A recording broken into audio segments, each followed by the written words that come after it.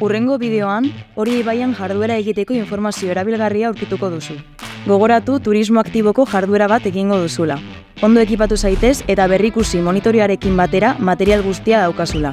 Gogoratu behar bereziak badituzu begibistaneko arduradunetako bati aipatzea. Alokairua aukeratu baduzu, gogoan izan beti mareak. Izan ere, esperientzia honetaz gozatzeko, gure gomendioa marearen aurka hastea da beti, marearen alde amaitzeko. Zure jarduera gidatua bada, ez kezkatu. Begiraleek diseinatutako ibilbidearen plangintza osoa izango dute. Orain, navigazioa arauen errepaso labur batekin hasiko gara. Uretako jardueretan hasten ari diren pertsonentzat, gogoan izan estriborra itsasontzi baten eskuineko aldea dela. Atzealdetik edo popatik aurrealdera edo brankara begira. Ibaiaren estriborreko ertzetik nabigatzen da beti. Ibai ertzarekiko gutxieneko segurtasun distantzia bat utzita. Ibaiaren erdialdea aurreratzeko edo gainditzeko uzten da. Horrela, ontzi geldoenek eta esperientziarik gabekoek ez dute zailtzen adituenen navigazioa. Garrantzitsua da ernegotea eta beste ontzi batzuk nondik datozen begiratzea. Arreta berezia jarri behar da laguntza ontziekin, eta ez haiek alterik egin behar kirolariei. Pantalana libre ez dagoenean, zain egon behar da. Pantalana ez da jolasgunea.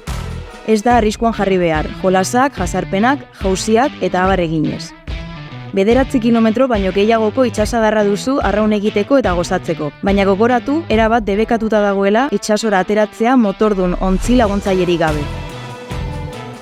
Oinarrizko nozio horien ondoren, paleoaren teknika eta itsasontzian sartzeko eta irteteko trikimailu erraz bat erakutsiko dizkizugu. Paleatzeko teknika nahiko erraza da. Hartu pala buru gainean eta egin zure besoek 80 graduko karratua sor dezaten. Behin besoetan distantzia egokia izatea lortu duzunean, aurreratu pala eta begiratu besoak bideoan ikusten duzun mugimendu hori eginez. Erreferentzia gisa, ukabila begiaren parera botatzen da. Beti eusten palari ukabilak beherantz itxita. Beti egon behar du eskumuturraren biraketa txiki bat.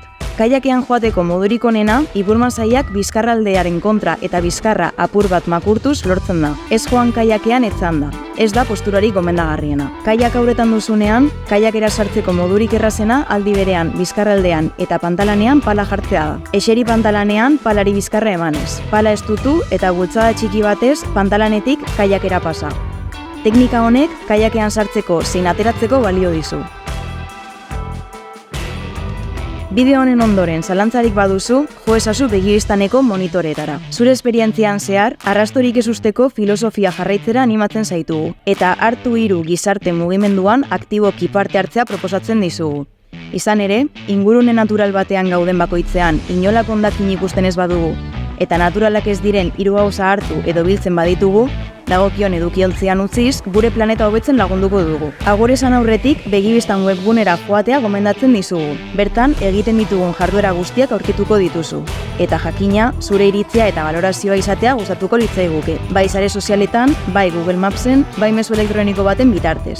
Eskerrik asko bisitagatik eta gozatu Oria ibaiaz.